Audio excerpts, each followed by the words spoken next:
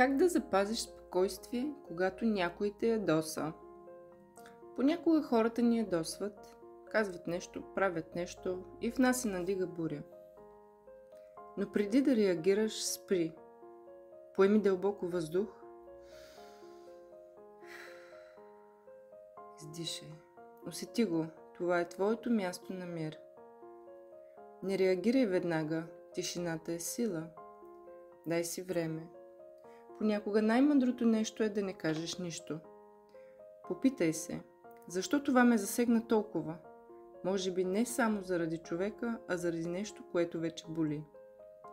Избери как да отговориш, не от гнева, а от осъзнатостта.